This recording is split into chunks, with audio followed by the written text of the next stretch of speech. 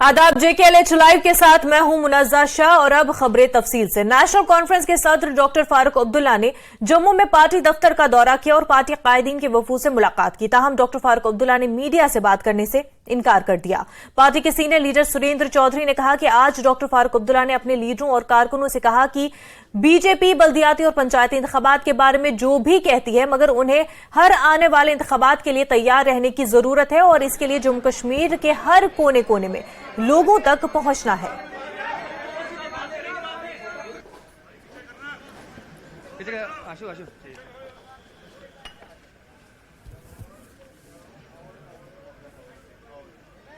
कोई इतना बड़ा इशू नहीं था। डॉक्टर साहब का जैसे एज यूजुअल जो पार्टी प्रधान है, प्रेसिडेंट हैं, और वो उन्होंने टूर किया और यहाँ पे आज जम्मू के अंदर शेर कश्मीर भवन के अंदर उन्होंने अलग अलग डेलीगेशंस थी पूरे सूबे की, जम्मू के प्रोविंस की, और उनसे यही एक जो आपका जो हमारे म्यूनसिपलिटी के कॉरपोरेशन के इलेक्शंस हैं, उसके बाद ये हमारे पंचायतों के इलेक्शन हैं, असेंबली है, पार्लियामेंट है, उसके लिए उन्होंने कहा कि आप तैयार रहिए, क्योंकि इलेक्शन तो बेशक आज ये कुछ कहें कि भाई इलेक्शन लेट है, लेकिन ऐसी बात नहीं, हमें तो तैयारी रखनी है क्योंकि एक पॉलिटिकल पार्टी है। तो वही उन्होंने एक बात कही कि आप अपनी तैयारियां रखिए, वर्कर को हिदायत दी है। उन्होंने कहा कि पोलिंग बूथ पे अपने आप को मजबूत करिए और गांव-गांव जाके लोगों को अपनी प्रोग्राम एंड पॉलिसी जो नेशनल कॉन्फ्रेंस की हैं और जो आज का माहौल है, जिस माहौल में लोगों के साथ क्या हो रहा है, वो सारा जाके लोगों में अपना हम क्या करते हैं और दूसरे पार्टीज क्या कर रहे हैं, वो एक डिफरेंस जो आपको लगता है कि अगर म्यूनसिपैलिटी के और पंचायत चुनाव होते हैं तो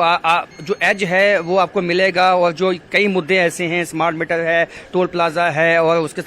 अलावा प्रॉपर्टी टैक्स है, वो आपको फायदा देगी नेशनल कॉन्फ्रेंस? बिल्कुल, क्यों नहीं। देखिए 2014 के बाद जम्मू कश्मीर के हालात काफी बदले हैं, और खासकर जम्मू के अंदर, क्योंकि जम्मू में एक लोगों का माइंड सेट था, 370 जब टूटा था लोगों ने बड़ी खुशियां यहाँ मनाई थी, लेकिन आज जम्मू के लोग इस नतीजे पे पहुंचे हैं कि 370 टूटने से हमारी बर्बादी ही निकली है। क्योंकि आप देखें जितने भी, चाहे वो प्रॉपर्टी टैक्स हैं, चाहे वो स्मार्ट मीटर्स हैं, उससे पहले डिजिटल मीटर लगे थे, फिर आपके टोल प्लाजाज हैं, फिर बेरोजगार बच्चों के लिए, क्योंकि उन्होंने कहा था कि हम नौकरियां देंगे, आज बच्चे गली गली में बच्चे बेरोजगार हैं। और आपके सामने देखिए आज 2 साल हो गए जो आपके सब इंस्पेक्टर के उनके एग्जाम हुए थे, आपके जेई सिविल के एग्जाम हुए थे, आज तक लिस्टें ही आउट नहीं हुई। कितनी लिस्टें आउट हुई, उसके बाद कैंसिल हुई। तो इसलिए एक जम्मू कश्मीर में जो हालात बने हुए हैं, चाहे वो बेरोजगारी के हैं, महंगाई के हैं, ये जो गवर्नमेंट की प्रोग्राम एंड पॉलिसीज के हैं, उसके लोग नाराजगी है जम्मू के अंदर। आज तो सिर्फ यही उन्होंने डायरेक्शन दी कि अपनी तैयारियां करिए, अपने कैंडिडेट को चुनिए, और जो कैंडिडेट उन्होंने ये कहा कि ये शेर कश्मीर भवन तय नहीं करेगा कि कौन सा कैंडिडेट कहां से होगा, ये लोग तय करेंगे, वहां के जो लोग बोलेंगे उनको हम मैंडेट देंगे।